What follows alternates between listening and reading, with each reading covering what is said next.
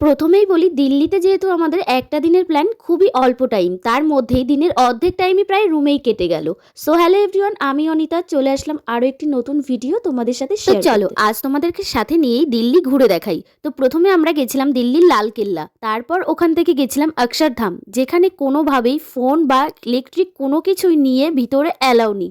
নেবার মধ্যেই শুধু মানি পার্সটাই অ্যালাউ আছে। আর জায়গাটা এতটাই বড় আর অসম্ভব সুন্দর যে পুরোটাই ভালো করে ঘুরে দেখতেই প্রায় 2 থেকে 3 ঘন্টা সময় লেগে গেছিল আমাদের।